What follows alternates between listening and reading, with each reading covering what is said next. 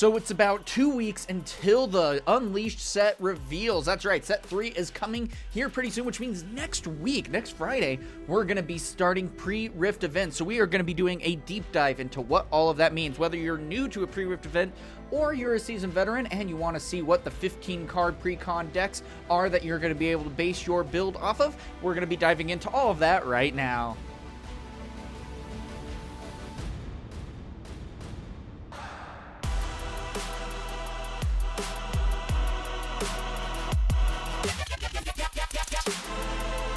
So this is one of the biggest things because I absolutely love the pre-Rift events. It's got to be some of the most fun that I've had with Riftbound, and I am 100% serious about that. I love dealing with sealed decks, getting your packs, trying to build a special deck, and then going against a couple of opponents for some maybe bonus prizes. That's really just an absolute blast. But I really like, because I've done, of course, other TCGs and done, their pre-Rift events essentially, and I gotta say, this just feels so fun.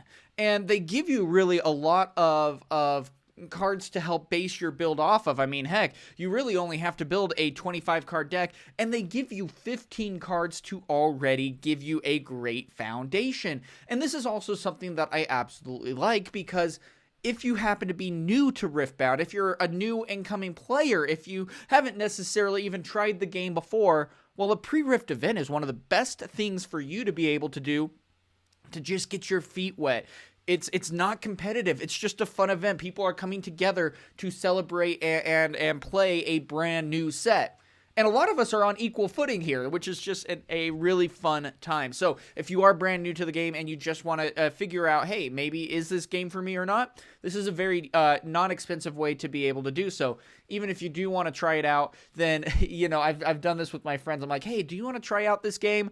I'll pay for your pre-Rift event. I just get all your cards at the end, and you get to play this event, and they're like, oh yeah, sure, totally. And that's been something really fun to be able to do. And we've gotten some new friends into the game through doing that too, which is just a really fun thing to do.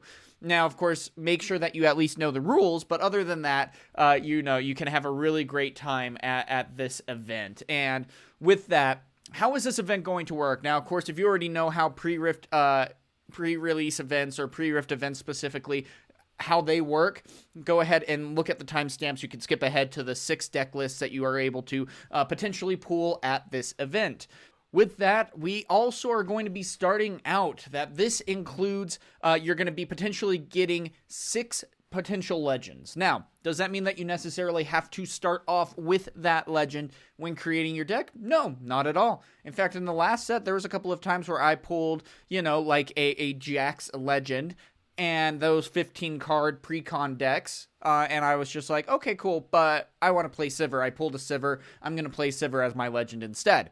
That's something that's really fun to be able to do, but all in all, you get 15 card deck for one of your new legends and 5 boosters that come all in a special box that has a pre-Rift logo thingamabob on it. Now, you can build your deck and open your kit, and you can build 25 cards or more and use up to 3 colors. You don't have to, but it can really help. And there's just being able to open up your pool just that much more can make a big difference. There's some really powerful color combinations here that you could use if you end up pulling, like yellow-green as your legend, and you're just like, oh my gosh, I'm not going to be able to really do much with that. And then being able to maybe add purple to it, and it's like, okay, now this is actually a bit more of a formidable deck for this event. Now, the cool part about that is you can play a legend, and that will, of course, dictate 2 of your colors, and it can be a completely different thing than your champion. Now, the cool part about that is that if you have a legend or a champion, cool, you're more than welcome to be able to do so. But if you don't, then you have the ability to draw an extra card on your first turn, and only on your first turn. So maybe a little bit of a perk to not utilizing both of the zones. So keep that in mind, because that could be a very viable strategy too. Any signature spells where both domains are part of your, or you can use signature spells where both domains are part of your domain identity. So if you have like again, green and yellow legend spell, or champion spell ability, and it's red and green. You know, for example, that's not a true color combination, but you get the idea. And your third color is red, then you're more than welcome to actually run that signature spell. And you also have no limit to copies of the same card. If you pull 5 of the same card, well, you don't just have to put 3 in there. You can put all 5 if you so choose. And that's one of the nice parts, because, of course, this is odds-based. You know, you're going to be opening up your 5 packs. Who knows what you're going to get? And they don't punish you for, you know, opening up 7 commons and being like, well, now I'm just screwed. That's, you know, a good portion of mine. Nope. If you so choose, you can definitely use that. Now, with battlefields, you can actually use 3 battlefields. And you can, of course, repeat copies of the same battlefield and even use a face down as a blank battlefield. So if you happen to not get a battlefield that, you know, really feels like it synergizes with your deck all that well, not a problem. You can just go ahead and use a blank one. And that actually can be a pretty viable strategy too, because, you know, then your opponent isn't necessarily able to benefit off of a battlefield otherwise. And then, of course, sideboard is every card you've opened and sideboard card, and you can sideboard every card, including legends and runes. So keep that in mind. Now, the big thing about that is, depending on the store, will depend on what they actually do. Some stores do best of 1. Some stores do best of 3. Regardless, if you end up playing your round 1 and it is a best of 1, and you end up losing and you're like, man, that deck didn't feel good. I had these cards on my sideboard. I'll see what I can do. You can completely change up your deck. You just have to make sure that you're using your copies that you've opened yourself. You know, no trading necessarily in that case. So all in all, you know, not too bad whatsoever. There are a couple of things where you do get like a promo card there. And you're technically not allowed to use it, though some stores do allow you to use it. It's, again, up to the store and things like that, but keep that in mind with all of that. So what are the 6 decks that we are going to be using? Well, now, I gotta say, I really love his legend ability, especially for a pre-Rift event, because it says that when you conquer or hold, you may exhaust me to replace that battlefield with a brush battlefield token. And that means that birds, cats, dogs, poros, and Ivern units have +1 might in brush, and it can be swapped back when scored. And of course, luckily, they do actually include that battlefield for you. Now, keep in mind that this rune combination here isn't included in the deck. That what that actually is going to be is runes that are included by the game store itself. Again, some game stores are going to say, hey, you're allowed to keep your runes, and others might say, hey, return it so that we can use it for future events, or, you know, you can get like 20 runes for $1, whatever it might be. It just depends on the store itself. And I gotta say, I really like this legend ability for what it is able to do. It has a really nice way to buff up your units. You get a really good base of units on top of that can really devastate the board. And I think he's actually going to be one of the most fun decks that you can actually build with here. And the big thing that he is going to be able to utilize is that legend ability to make his units all the better. So with Ivern as a legend, he specifically is a 5 in a power and 4 might. Now it says that when you play me or when I hold, look at the top 3 cards of your main deck. You may reveal a unit from among them and draw it. Recycle the rest. If you revealed a bird, cat, dog, or poro, do this. Buff a friendly unit. So really good right there. And I gotta say, he might be one of the better actual legend champion combinations for this set. And I mean, there are so much that you are able to build around with this color combination. You can also add in another color combination that can just really devastate your opponent's board state. And I gotta say also, one of the best things that can really help you out are, you know, the might differences that you are able to generate can be a very big deal. And then even on top of that, you also have some potential card draw here, which is something that is very important in your pre-Rift events. And so if you're able to go through and utilize him incredibly well, then you have some fun there. Now, of course, we do have, you know, some spells like Friendship, which says it's a 1-cost green spell that says choose a unit, give it +1 for each of the following tags among your units: bird, cat, dog, and poro. So you could potentially be getting a +4 for 1. Then, of course, next we also have Double Trouble. Reveal. This has got to be one of my favorite legends here. Now, the reason why I say that is because, of course, Ivern is going to have a great legend ability, and he goes so well with his champion. Why? Well, his legend ability is that when you conquer or hold, you may exhaust me to replace that battlefield with a brush battlefield token. And that means that birds, cat, dogs, and poros and Ivern units have +1 might and brush. It can be swapped back when scored. Now, the lucky part is they do give you that token, or I think they should give you that battlefield. If not, you can have one that represents it. And then on top of that, of course, you do get a battlefield that is Trapping Grounds, that when you conquer here, if you assigned 3 or more excess damage, play a 1 might bird token with Deflect. Okay, cool. That's a good battlefield to be able to include in this. And then on top of that, you also have Ivern. He's going to be the champion unit. And says that when you play me or when I hold, look at the top 3 cards of your main deck. You may reveal from among them and draw it. Recycle the rest.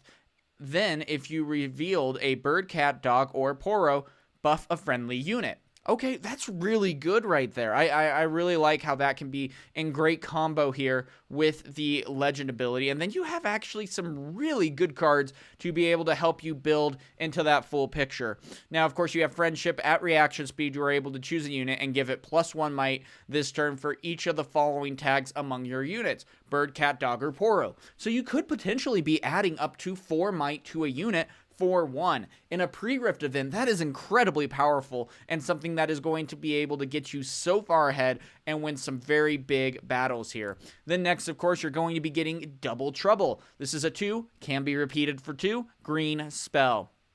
Now, you're able to, of course, look at the top 3 cards of your main deck. You may reveal a unit from among them and draw it, recycle the rest. Okay, again, really good there.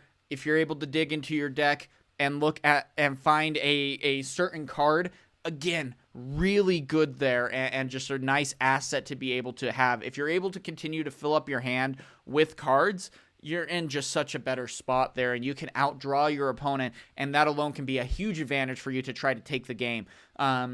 Because you just have those options. On top of that, a lot of these cards are going to be relatively cheap, which means that you're potentially going to be able to play out 2, 3, 4 units in a turn, then next turn refill your hand, and maybe even play out another unit or 2.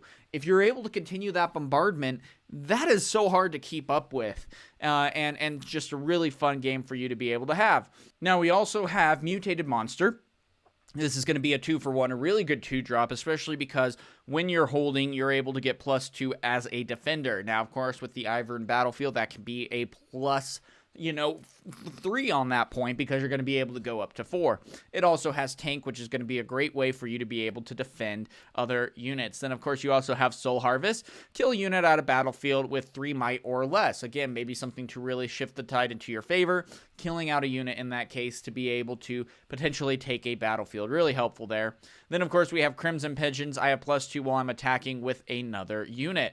Again, a 3-for-3, very low power cost, and that's why I also think this is going to be a very good deck where you could potentially just have a bunch of units and there's not necessarily a whole lot of power that you have to spend, meaning that you can ramp up. And if you're able to maintain really good card draw while also having a good amount of runes, you can just be so explosive with this deck. Then, of course, we have Heroic Charge, which says that you are able to give give a friendly unit +1 might this turn and stun an enemy unit at its location. A stun unit doesn't deal combat damage. That alone can also be a really big difference. Even if you're maybe not able to take the battlefield, if you stun the unit that would have the ability to maybe kill a unit, and you're able to take out another unit that is very important, and then maybe send in the additional units afterward. No, that's dumb.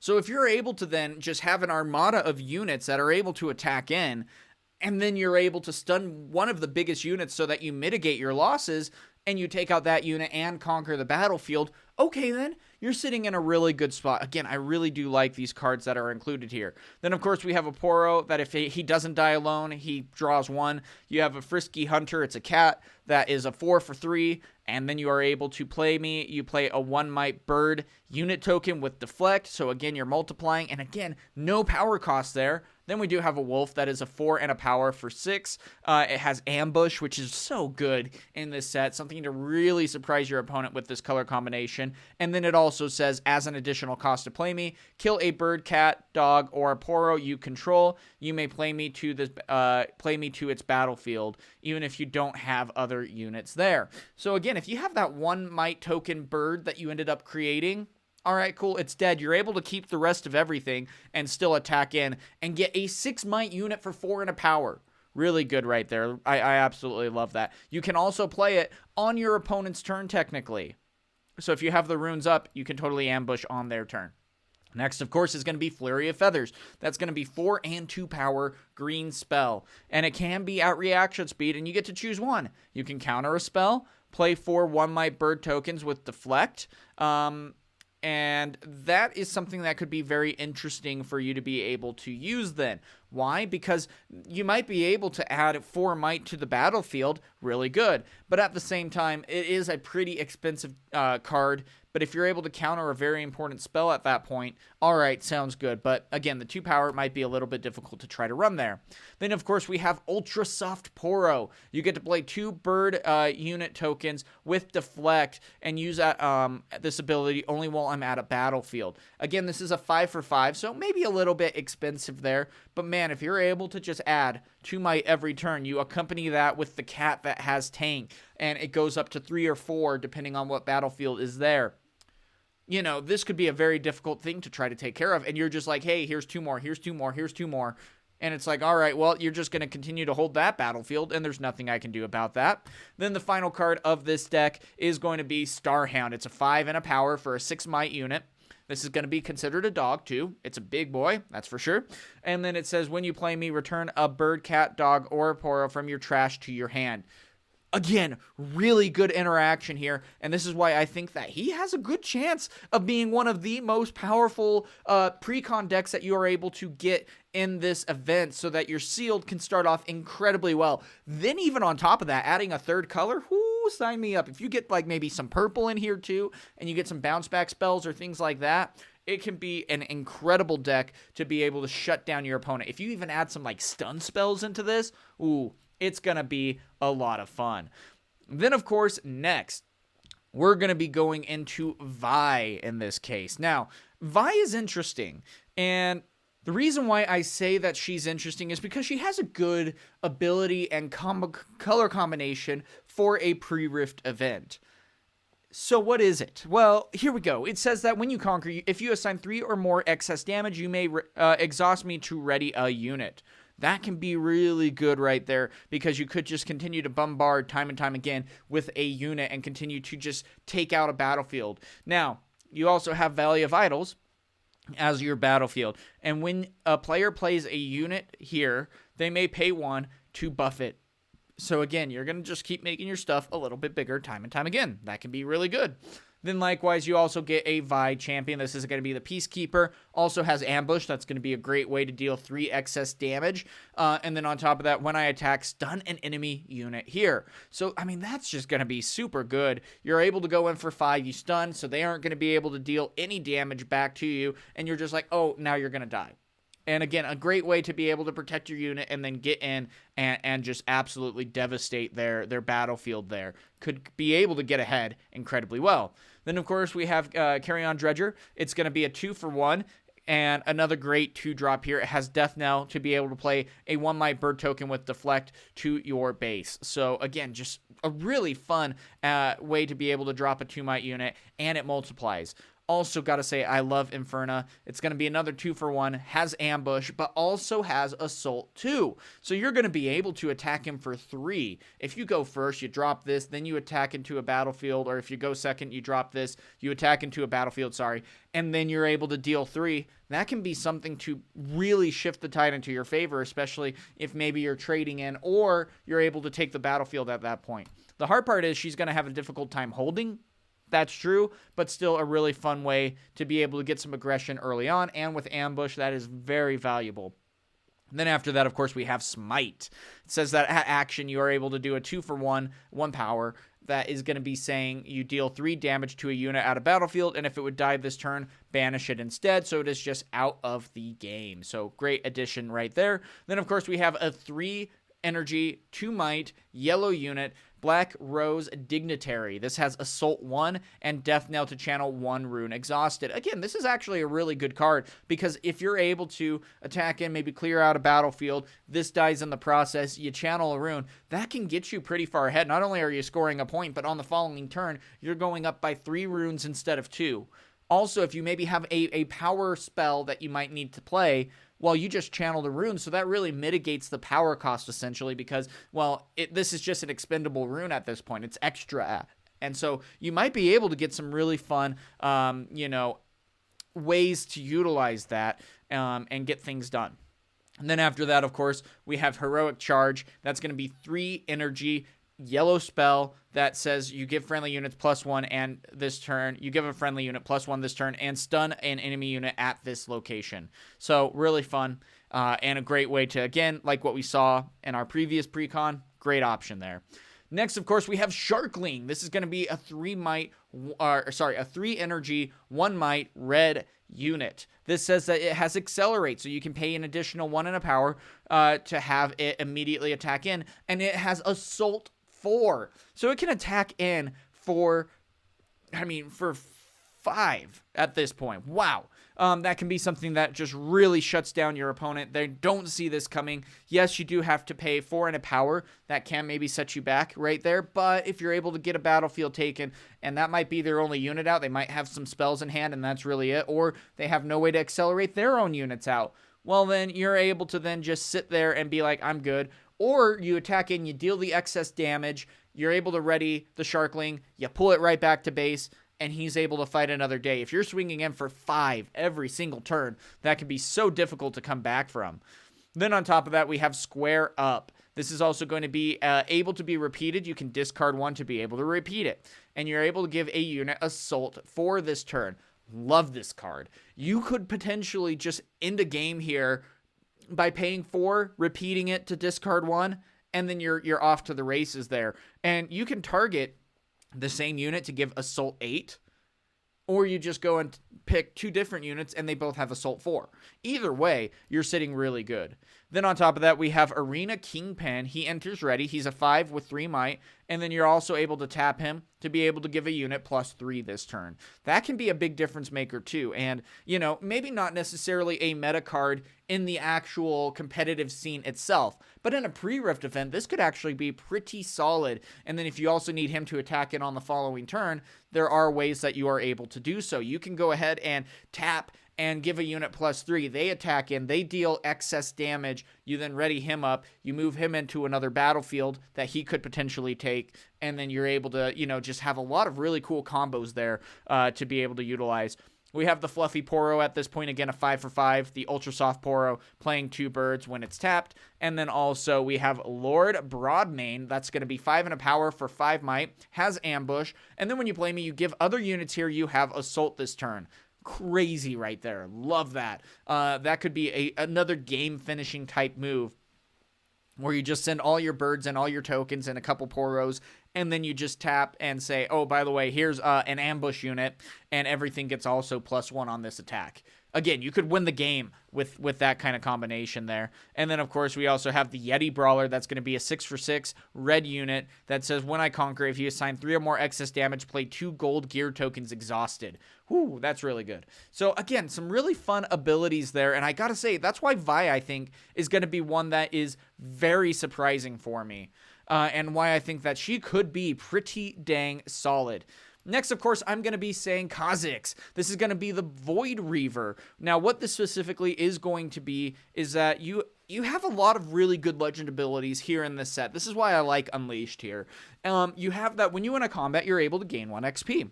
All right, cool. That's awesome. You can spend 1 XP to buff a unit, or you can spend 2 XP and move an exhausted friendly unit from a battlefield to its base. That's powerful. And there's also even some additional cards that even when you just play them, you're going to be able to add additional XP. So if you're able to attack in, clear out a battlefield, move right back, that can be just devastating to your opponent because, you know, they might not be able to continue to bombard you and take out your units. And then you just continue to attack in time and time and time again. And it's like, all right, cool. Well, I attack in. Cool. I gain an XP. I'm at 2 now. I pay the 2. He goes back to base. All right, cool.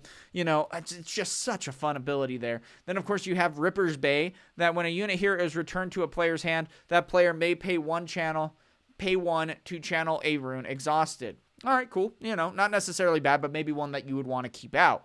Next, of course, you also have the Scryer's Bloom. This is going to be a 1 cost gear. It enters exhausted. Then, of course, you pay 1. You're able to predict 2, which means that you look at the top 2 cards of your main deck, and you can recycle any of them. And then you're able to draw 1 and gain 1 XP. So, again, luckily, the nice part about this is in a pre-rift event, you're not going to have a lot of gear destruction. So this card is a lot safer on sitting out there. And then you can get some really good benefits there. I mean, even just the predict being like, you know, I actually don't want these 2 cards here, or I want just one of the 2 cards here. All right, now I draw that card, can be a really great ability to get you that much further into the game. It is a little bit slow, but in a pre-rift event, the game is normally a little bit slower anyway, which is why you're able to access these kinds of cards a little bit more competitively. Next, of course, is going to be Demacian Diplomat. When you play me, gain 1 XP. Again, that's going to be your 2-drop here. Really good. So you're going to immediately be able to potentially win a combat, back him right back out, and be able to fight another day. So really good there. Then I gotta say, I love Grim Resolve. This is one of my favorite cards of set 3. It is going to be so fun. At action speed, 2 cost orange spell. Give a friendly unit +3 this turn. When it wins a combat this turn, gain 2 XP. Even just gaining the 2 XP, yeah, that's nice. Sure, fine, whatever. But you get to gain +3 might. This is almost the punch first of the pre-rift of set 2. Same thing almost. Not as good, but again, no power cost there. And potentially gaining 2 XP for Kha'Zix, that's going to be really good right there. And just a lot of fun for you to be able to utilize. Next is going to be Isolate, a 2 purple, where you move an enemy unit from a battlefield to its base. Then, if there is an enemy unit alone at that battlefield, draw 1. Okay, cool. So not only are you able to take care of a unit and say, hey, I don't want to fight you right now, go back to base, you could potentially also draw 1 for 2. This is just going to be a really good card here. And then, of course, we have Mr. Root. That's going to be another 2-drop 1 might. He can be accelerated, and when I move to a battlefield, gain 2 XP. I mean, just again, going to be a very powerful card in your pre-rift for Kha'Zix at least, and even potentially for Master Yi if you want to include purple as your 3rd color. Then, of course, we have a 3 energy spell, Call to Battle. Move a unit you control to a battlefield you control, then choose an opponent. They move a unit they control to that same battlefield. This can be a really great utilization there where you say, hey, by the way, you know, I see that I could win pretty much against any of these units, and this is a very valuable card. It could also help you actually hold. You play a fresh unit, it can't move until the next turn. Well, now because of Call to Battle, it can. And then not only that, you're taking out a unit. You could stop your opponent from scoring, or you could take out a big threat in a battlefield and then say, all right, cool, let's see what you can now do. I like Call to Battle. I think it's going to be a really good card. And then after that, we have Crowd Favorite. This is going to be a 3 for 3. It's going to have Hunt, meaning that when you conquer or hold, you're able to gain an XP, and then even spend 2 XP to buff me. Is that necessarily all that important? Maybe not, but still being able to gain an XP is going to be really good there. And then, of course, we also have Hunter's Machete. This is going to be an equipment here, 3 and 1 to equip, 1 energy, 1 power to equip, sorry. And then it also has Hunt, so you're able to also gain an XP when it conquers, and you get +2. So, you know, not bad equipment whatsoever. Then on top of that, we have Insightful Investigator. It's a 3 for 3. And then you are able to play and say that when you play me, choose an opponent, they reveal their hand. You may pay 2 XP to choose a card from their hand. If you do, they discard that card and draw 1. Now, yes, the drawing 1 kind of sucks about it, but if you're able to get rid of a high threat card, something that could really devastate your board state, or, you know, just take out a battlefield that you rather not lose, and then they have to replace it, and it could be with a worse card, especially in a pre-rift event where that might be the only card they actually have, and then you go in and say, oh yeah, by the way, it's gone. All right, cool. Well, there's not a lot of ways to get cards out of the trash. What do I do about that, you know? And so I actually really like this card for pre-Rift events, though maybe in the competitive scene it's not going to necessarily see a lot of play, but I really do like this card. Next, of course, is going to be Kinku Initiate. I like this card too, because if you, when you play me, draw one if other units have a total, if your other units have total might 5 or more. So, really good right there. You're able to replace this card if you go in and play it out, and it can be something that mid to late game could be that big difference maker. That one extra card can be all the difference here. Then, of course, we have Kha'Zix Mutating Horror. Oh, no. Yeah, what this actually ends up doing, it's going to be 4 and a power, 4 might, and it says that has ambush. And then when I attack or defend, if an enemy unit is alone here, give me +2 might this turn and gain 2 XP. So you immediately can just pull him back right after with the legend ability, and that can be devastating. 6 might? I mean, we've seen already 3 of the precons. They don't have necessarily a whole ton of big units necessarily. And so if you're able to maybe capitalize on that, it can be something to really throw your opponent off. Then, of course, we have Vicious Snapjaws. That's going to be a 5 for 5 here. And when another friendly unit dies, gain 1 XP. So, again, just a really nice addition there. And I love Megatusk. 6 for 6. We're seeing a lot of the kind of same themes of the base builds, though each of them have different abilities. Still really cool. Now, you can spend 3 XP to give your units here ganking this turn. So, really good. Again, that could be a game-ending style of win. You play him out to a battlefield, you spend the 3 XP, you give all your units here ganking, you send them over to the other battlefield, and you conquer. I mean, I gotta say, I really do like Kha'Zix. He's going to be one that I really hope that I pull, because I just think he is going to be so fun to be able to have access to here. Next, of course, is going to be, we're going to be going into the Jhin here. And then, of course, the Master Yi in our final one, of course. Now, Jhin, I'm still a little bit iffy on. I don't necessarily know how I feel about him, though he could be really fun for a pre-Rift event. I just don't necessarily think he'll be there in the competitive scene, but that's not necessarily what we have to talk about. What we will be talking about, of course, is going to be how he is going to be in this pre-Rift event. Now, the hardest part is he does have access to a lot of really good spells, but they're all going to be 4 cost.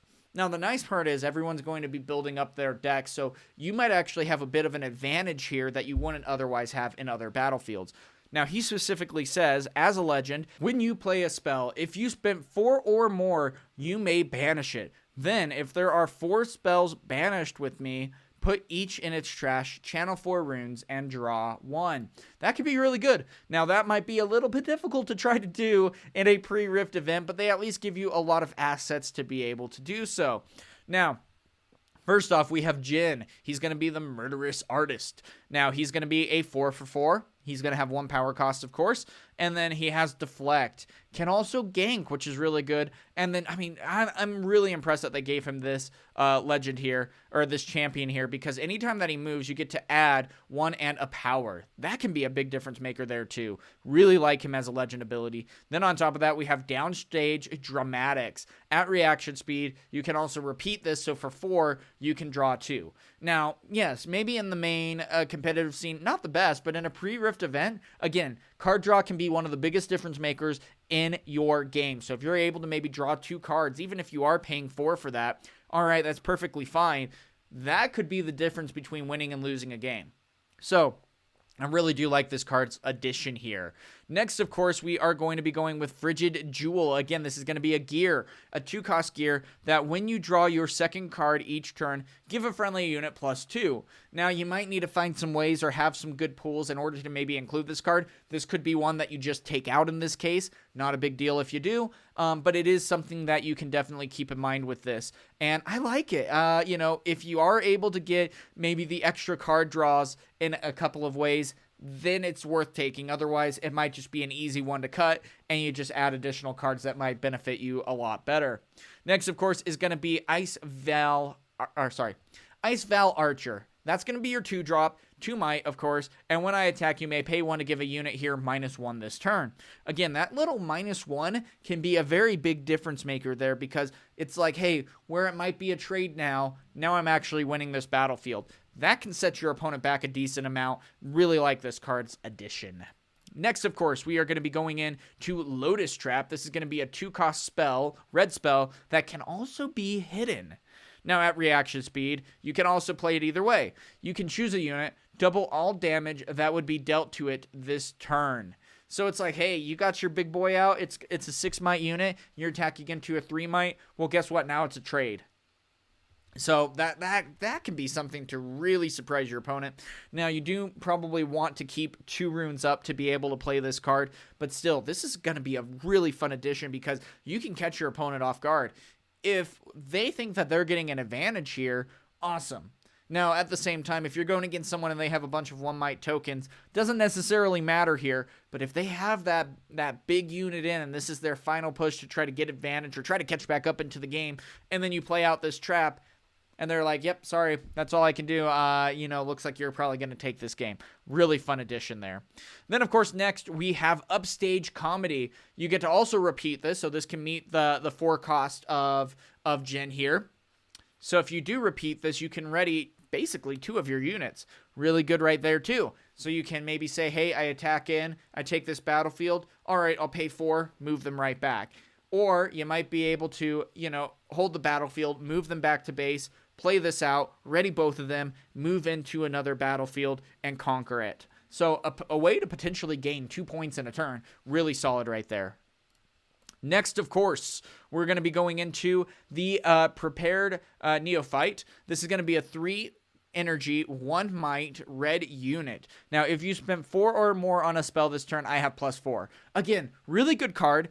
But if you also maybe need to take one out, this could be one to take out. This is why I was a little bit worried about Jhin, at least in a pre-Rift event too, because there's a couple of cards that you could definitely remove, and you might not want to because it's like, I need maybe this 15 card base to try to get to the 25, because that can be difficult to try to do. Now, next, of course, we are going to have this Deadly Flourish. Now, you get to deal 3 to an enemy unit, and when it dies this turn, play a Gold Gear token, Exhausted. And that's just not when it dies with this spell, when it dies this turn. So you could deal 3 damage, just send in a 1 might to deal the final damage. It dies, you create a gold. Is this maybe the best use of a 4-cost spell? Maybe not, but still being able to create a gold could be a lot of help there.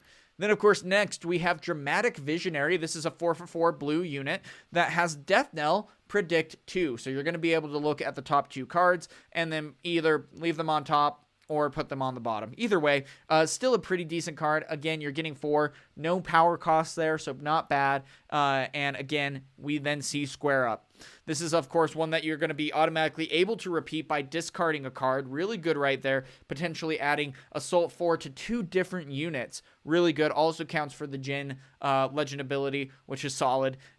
And again, this could be a great final push to be able to win your game. So keep in mind with that. Really good card. Next, of course, is going to be Fate Weaver. This is a 5-cost 4-might blue unit that says that you are able to look at the top 4 cards of your main deck. You may reveal an energy or a spell with energy cost 4 or more from among them and draw it, recycle the rest. Okay, really good. So you might be able to get some nice cards there. Now, the hard part is energy cost of 4 or more. So that means, unfortunately, guess what? This card doesn't count even though it has repeat, and a bunch of other cards don't count. You need to get additional cards added to your deck. You could also do Sprite Burst, which is really nice, but you don't necessarily have a whole lot of 4-cost spells. So again, this might be one to take out, but Sprite Burst might be a good one. You're able to play 2 ready, 3 might Sprite unit tokens with temporary. So being able to play 5 for 6 might could be also really good to take out a very dangerous battlefield without necessarily losing a lot of units. All right, that's not bad at all. And then, of course, the last card is going to be Revna, the Lore Keeper. This is a 7 energy, 1 power, 7 might unit that also has ganking. And when you play a spell, if you spend 4 or more, ready me. So, might be a good way to just go in, take a battlefield, pay 4 for an ability. He readies, he goes over to the other battlefield, and you potentially take both each turn. It's expensive, though. That's going to be the biggest thing. Jhin is going to be probably one of the hardest ones to build around, and you can see why that probably is. If you do end up pulling Jhin, there also is nothing wrong with just saying, hey, I'm going to take the cards that I like here, and I'm going to either not play a legend or a champion to be able to draw an extra card, or if I pull a different legend or champion, then I'm going to be able to do so. You can still use Jhin here in your main deck. He is so good in the main deck. He's going to be a staple here. So if you're able to then go in and, utilize him and still be able to have a really good color combination with maybe a better utilized legend for this pre-Rift event, you could be much better off. So Diana's one that I'm actually very excited about. It's going to be a really fun pre-Rift deck to be able to build and see what you're able to do against your opponents, because there's some really interesting dynamics that you can build around blue and purple. It's going to be a fun power and color combination for set 3. So with all of that, we're going to be going in and seeing what she's able to do. Of course, with the legend ability, having at reaction speed, being able to add 1 energy. Now, of course, you can only spend this energy during showdown, so keep that in mind. But you're still able to get a good +1 there to be able to utilize things. If you have a very good interactive spell and you're in a showdown, it's like, all right, cool, let's tap that, let's add 1, and then we might be able to have a couple of extra runes at the end of the showdown to be able to go for the rest of our turn. And I think that's going to be incredibly powerful, not just for the pre-Rift event, but also for the meta as a whole. And so we'll see what she's able to do, but even just having that 1 extra rune, especially in a pre-Rift style of tournament, that's going to be really big. Now, not only that, you get a lot of really amazing support here at the same time. I mean, if we go and look even at like the battlefield, which is fine, it's Abandoned Hall. Now, what that specifically is that when players play a spell, they may give a unit they control here +1 this turn.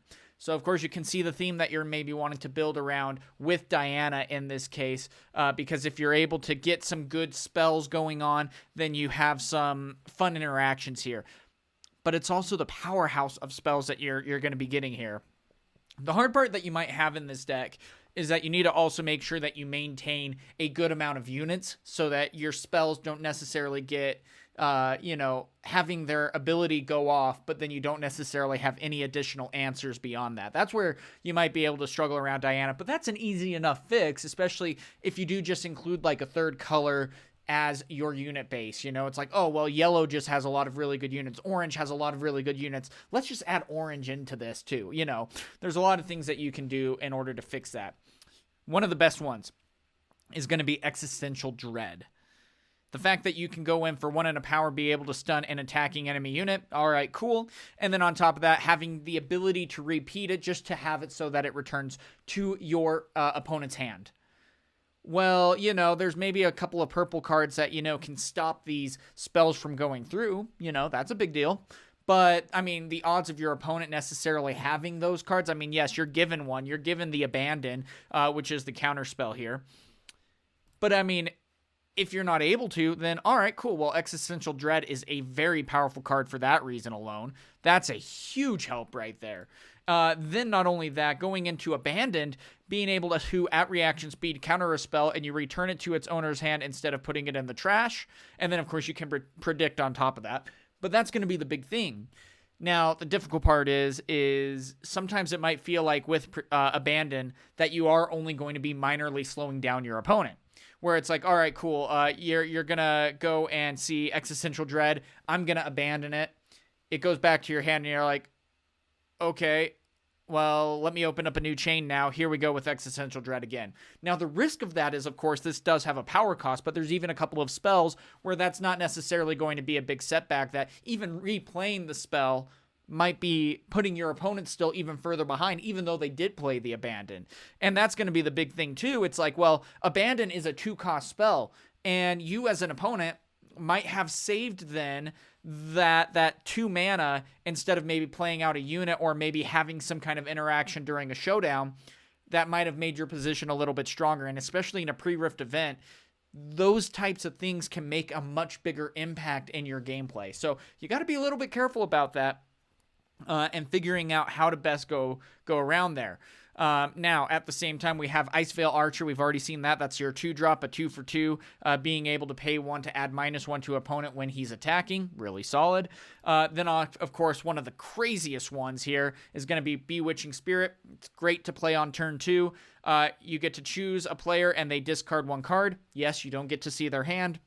rightfully so, but still, even just having them discard one, especially in a pre-Rift event, again, need to prioritize card draw a lot of times. I think that's one of the biggest advantages, but if you're able to just have them discard one card, even if it might be a card that's better mid to late game, well, again, you're only playing necessarily one or two, maybe, big drops at that point, and that means for the rest of the game, now you're just not able to use that card. That can be something to really set someone back in pre-Rift events, so really be watching out for that unit, even though it only has a couple of might.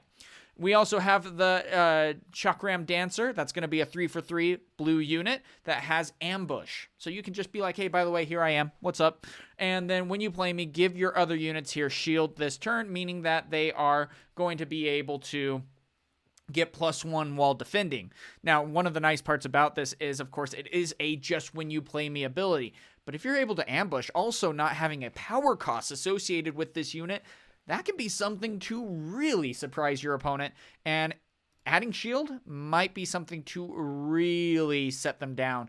Now, of course, if you're maybe playing Ivern and things like that, the Chakram Dancer, she might be a great addition to that because, if you have a lot of one-mighted units, like you made a lot of tokens in that case, and then you add her into the battle, and it's just like, oh, by the way, all these now become 2 because they all have shield now.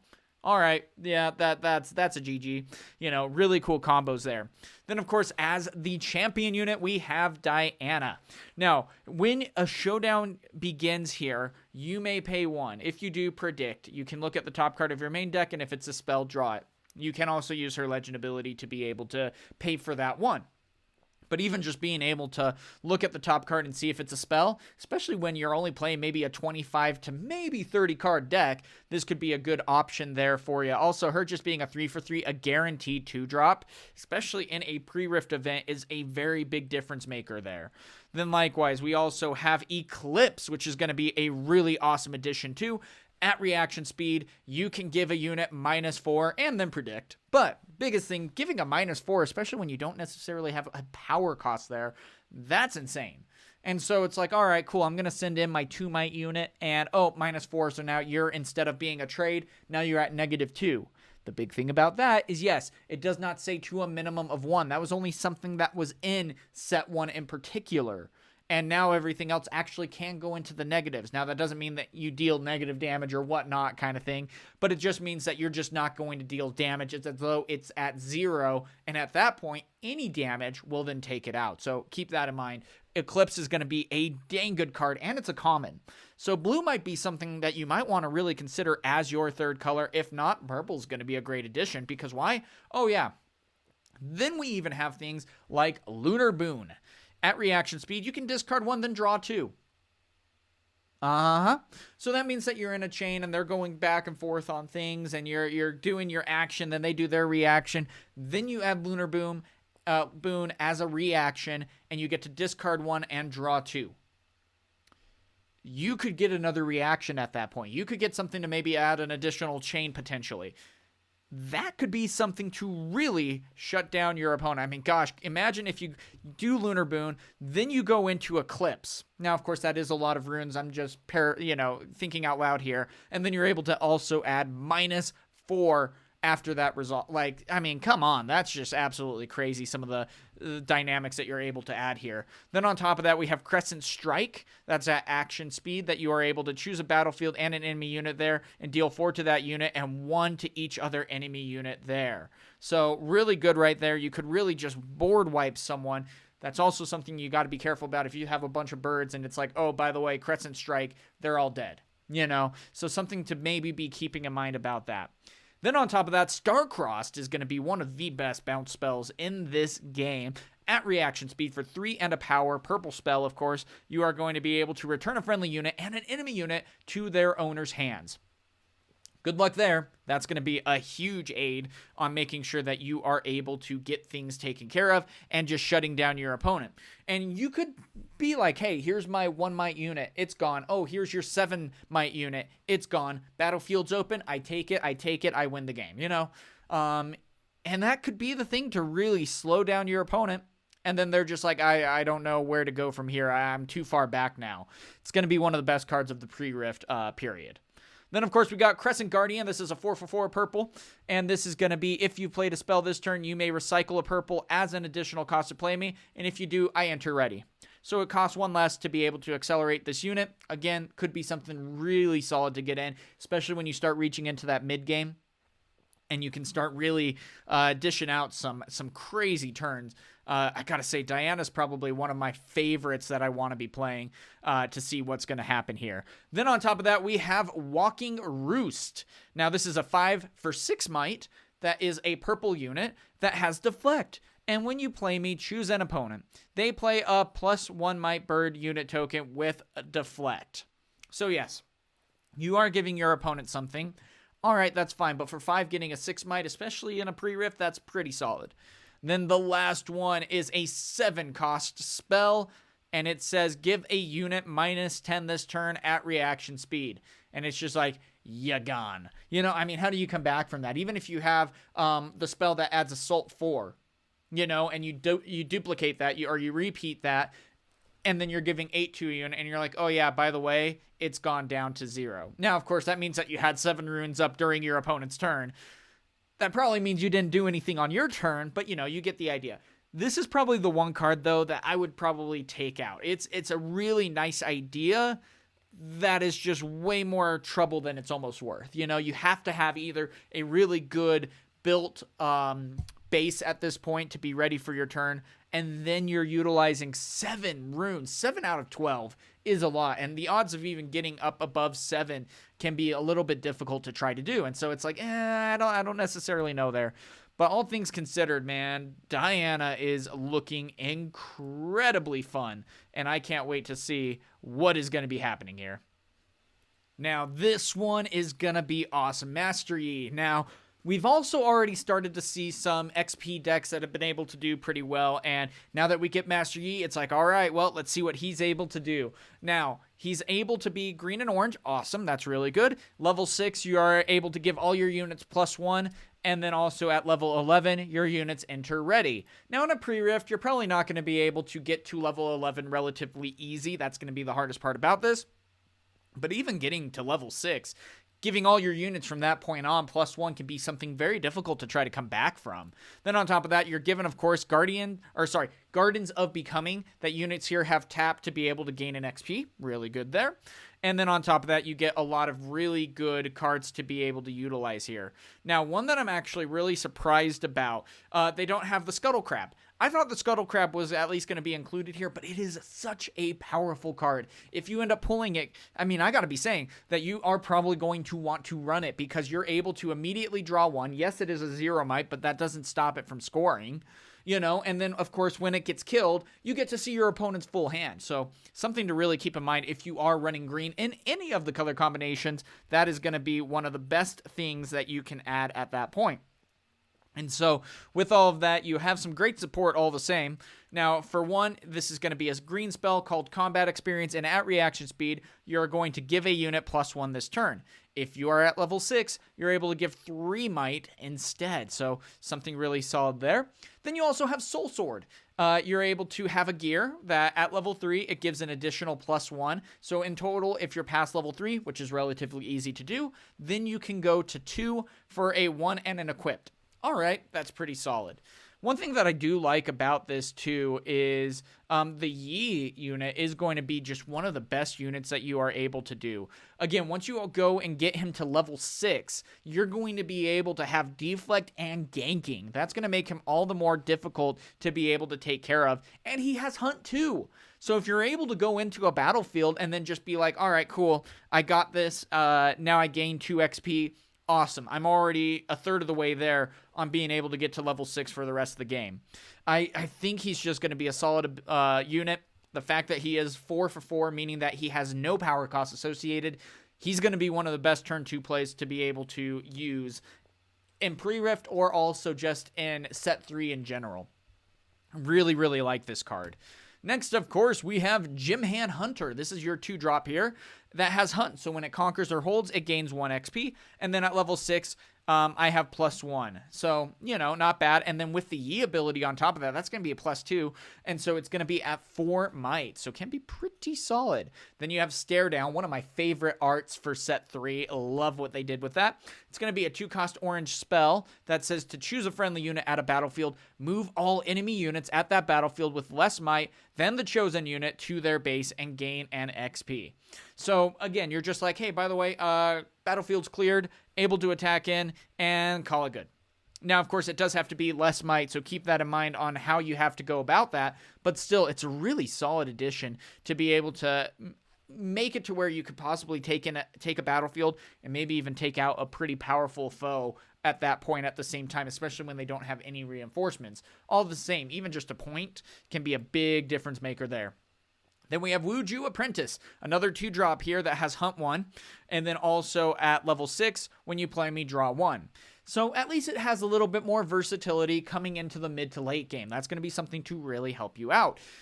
But still, even just having a 2-drop at the beginning of the game is going to be very helpful there. So really curious to see how this is going. And again, it has Hunt, which can be very helpful at that point.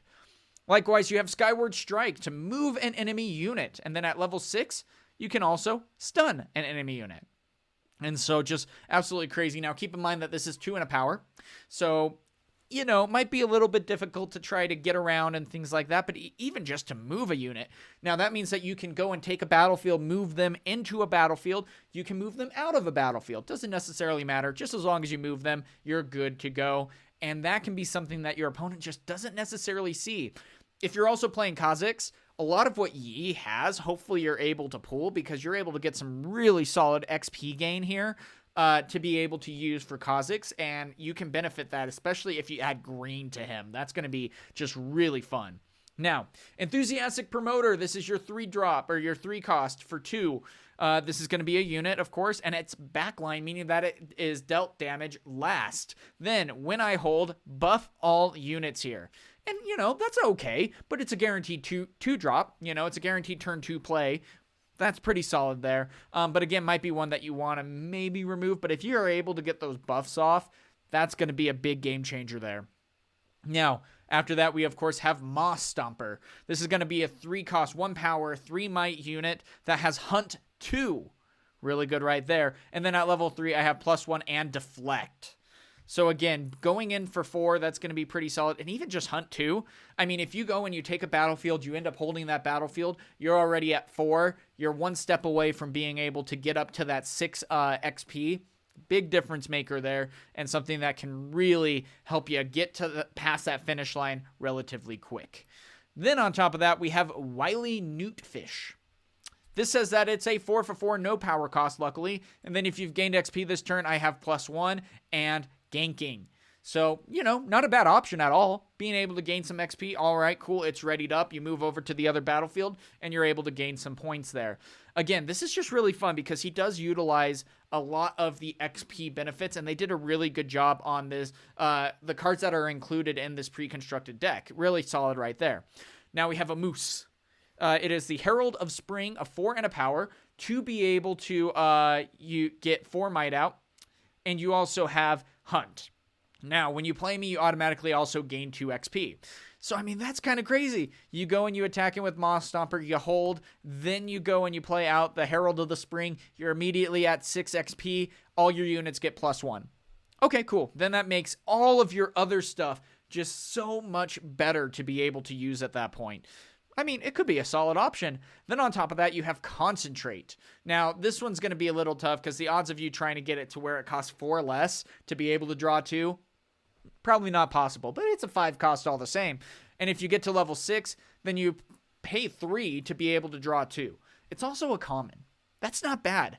And really only Kha'Zix and Master Yi are going to be the only ones who actually use this. Everyone else, this is essentially going to be a dead card at this point. So something that you definitely need to be keeping in mind on both sides of those legends. That could be really solid.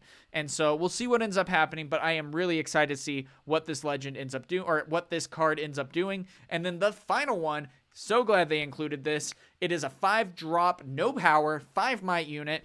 Voracious Gromp has Hunt 3. I mean, that alone is going to be a big difference maker there. Now, of course, you do need to try to keep your units alive and seeing how things are going to be going and see what happens. But still, even with all that, this is a pretty solid addition, and I can't wait to see how it goes. But guys, that is going to be all the legends in the pre-rift. I just want to go to all the events, mainly because I'm hoping to get all the different ones. I want to play Kha'Zix, I want to play Yi, I want to play Diana, I want to play Ivern. You know, oh gosh, they're all, I mean, this is really awesome. Because, you know, sometimes in set 2, I didn't want to necessarily get Rek'Sai. That was one, it's like, I really hope I don't get that. But anything else, I feel like I can do okay with. But in this, it feels like that they've really stepped it up. Everything feels pretty evenly balanced. And then you also just have a great base to be able to build your deck out from there. So with that being said, guys, that is going to be it for now. Let me know what legend you're hoping to pull from your pre-rift event and how you hope to be able to build that out. Maybe is there some saucy cards that you're hoping to add in? Maybe what third color you want to add? Let me know down in the comments below. And until next time, guys, have a good one.